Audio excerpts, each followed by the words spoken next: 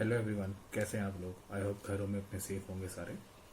जैसा कि पता है आप लोगों को, हमारी पॉलिटी की लेक्चर सीरीज चल रही है एसएससी के लिए, और हम लोगों ने 18 सेशंस खत्म कर लिए हैं पॉलिटी के, जिसमें हमने पार्ट 6 तक प्रॉपरली किया है इन डेप्थ। तो आज हम करेंगे, आज हमारा 19 सेशन है पॉलिटी का, और आज हम बाकी के पार्ट्स यानी कि 7 से लेकर 22 को ब्रीफ में करेंगे, बिकॉज वो इतने इंपॉर्टेंट नहीं है। बाकी इसमें जो इंपॉर्टेंट पार्ट थे मैंने आपको थोड़े बहुत बता दिए थे ऑलरेडी। तो आज एक तरह से एक ब्रीफ ओवरव्यू ले जाऊंगा, ज्यादा लंबा लेक्चर नहीं लूंगा। ये पार्ट्स आपको बस पार्ट्स याद रखने हैं कि आपको पता होना चाहिए कौन सा पार्ट में क्या है।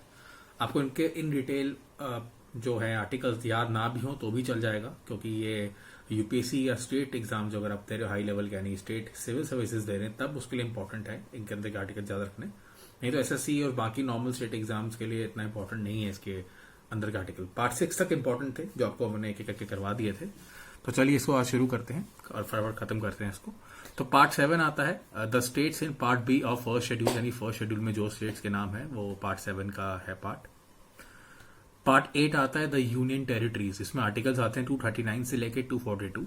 इसमें यूटी के फंक्शंस आते हैं, यूटी की रिस्पॉन्सिबिलिटीज आती हैं, यूटी की पावर्स आती हैं कि यूनियन टेरिटरी में कैसे गवर्नमेंट फॉर्म होती है, या वहां पे कैसे लेफ्टिनेंट गवर्नर अपनी पावर्स को इस्तेमाल करता है, या एक यूटी कैसे फंक्शन करती है, उसकी ज्यूरिसडिक्शन क्या है, उसकी ज्यूरिसडिक्शन क्या नहीं है। तो वो सब इसमें आती हैं आपके सारे आर्टिकल्स के अंदर, द यूनियन टेरिटरीज यानी पार्ट ए।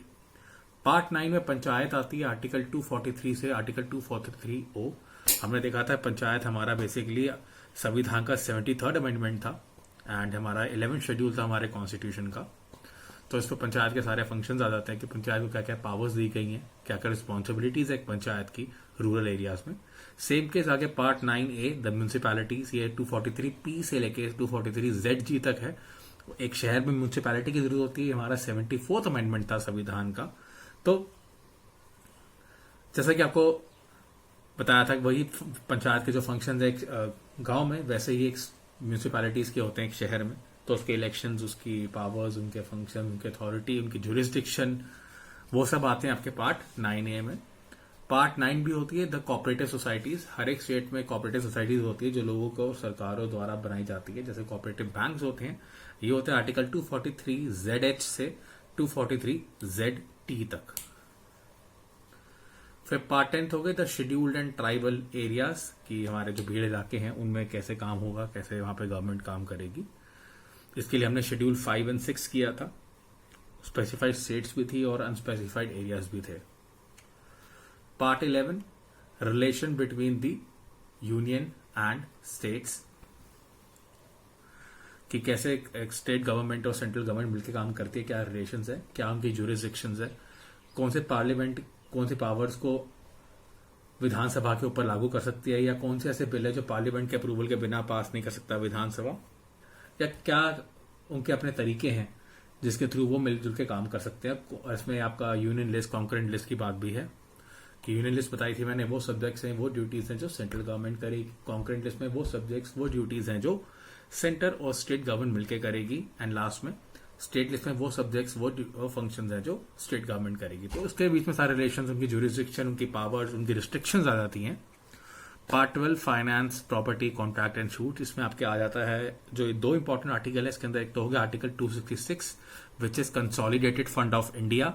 याद रखिएगा जो कंसोलिडेटेड फंड ऑफ इंडिया सरकारी खजाना है जहां पे गवर्नमेंट को सारे टैक्सेस वगैरह मिलते हैं, और इससे फंड्स निकालने के लिए गवर्नमेंट को पार्लियामेंट से अप्रूवल लेनी पड़ती है। फिर आता है 267 विच इज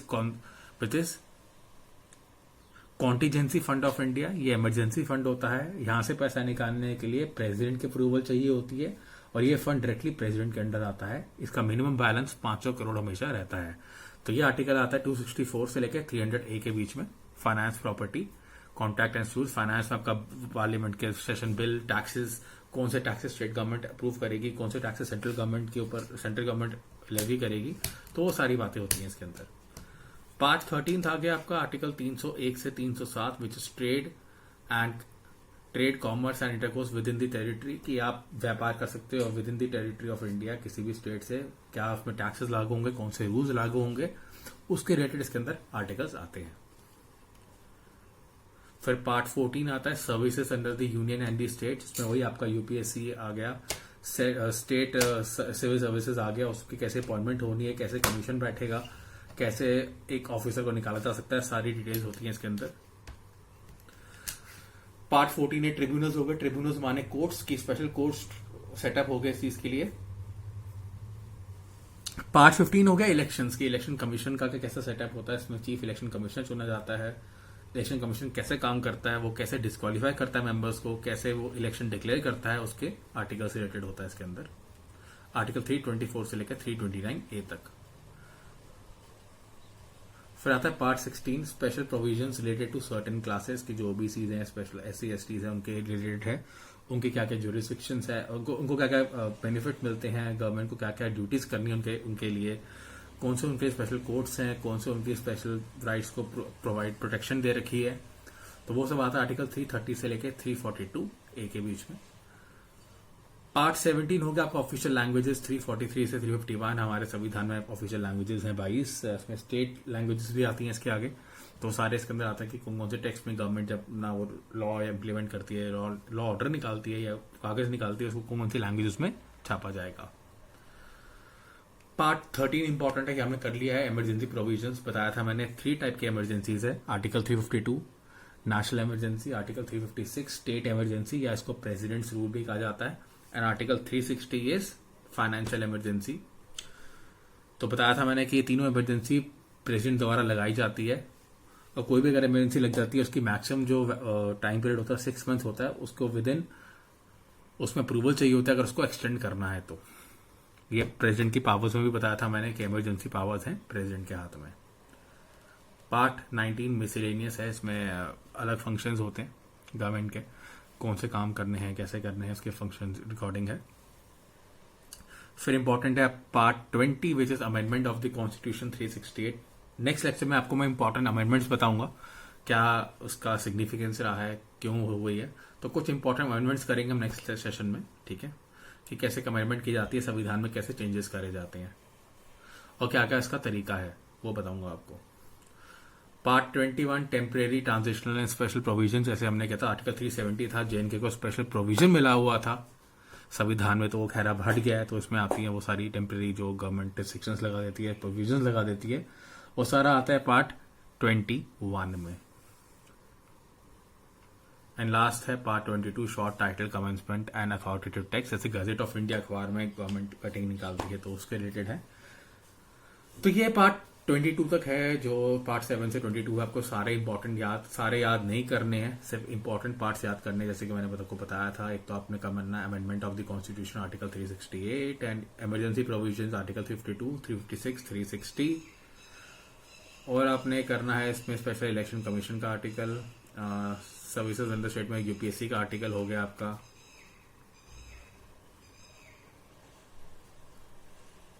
फाइनेंस प्रॉपर्टी में आपने आर्टिकल 266 याद करना है which is your consolidated fund of India, 267 याद करना है which is contingency fund of India. तो ये कुछ आर्टिकल्स हैं जो आपके, ये सारे आर्टिकल्स हैं बेसिकली हमारे जो संविधान के अंदर दिए हुए हैं। 25 पार्ट्स है, इसमें से 22 डिफाइंड है। आप लोगों ने सारे 22 पार्ट्स को गो थ्रू कर लिया एक बार हम लोगों ने। तो इतना ही याद रखना है इसके अंदर, जो पहले पार्ट 6 तक थे वो बहुत इंपॉर्टेंट थे, उसको तो आप भूलना ही नहीं है, वो तो सारे आपको याद रखने पड़ेंगे, जो भी मैंने बताया था आपको शुरू के लेक्चर्स में, वो उसमें इंपॉर्टेंट है। तो एक बार पॉलिटी खत्म हो जाती है तो थोड़े दिन में आप लोगों के पॉलिटी के टेस्ट ले लूंगा, जिससे आपको पॉलिटी का हैंड्स ऑन एक्सपीरियंस हो जाएगा कि पॉलिटी के क्वेश्चंस आते कैसे हैं, ठीक है। तो इसका जो नेक्स्ट क्लास रहेगी वो रहेगी हमारी अमेंडमेंट्स के ऊपर, स्पेशल जो अमेंडमेंट्स हुई हैं, क्या क्या अमेंडमेंट्स हुई हैं हमारे संविधान के अंदर, कौन सी डेट्स को हुई हैं, कब से लागू हुई हैं, तो उसके ऊपर एक लेक्चर रहेगा। तो फॉर नेक्स्ट 2 लेक्चर्स में मैं इंडियन पॉलिटी खत्म कर दूंगा SSC के रिलेटेड, ठीक है। जो लोग स्टेट की तैयारी कर रहे हैं या सिविल सर्विसेज कर रहे हैं, सिविल सर्विसेज की कर रहे हैं या स्टेट सिविल सर्विसेज की कर रहे हैं, ये जो नोट्स मैं बढ़ा रहा हूँ ये उनके लिए रिवीजन के लिए बहुत अच्छा काम करेंगे। जैसे आपको बुलेट नोट्स चाहिए उसके लिए बहुत अच्छा काम करेगा ये। तो ये पार्ट 6 तक तो हमने पूरा डिफाइन किया हुआ है इसको, पर उनको आगे पार्ट 7 से लेकर के पार्ट 22 तक पूरा डीप में पढ़ना पड़ेगा for state and UPSC civil services, ठीक है। तो बाकी लेक्चर देखते रहिए। Thank you and God bless you all, stay safe, bye bye.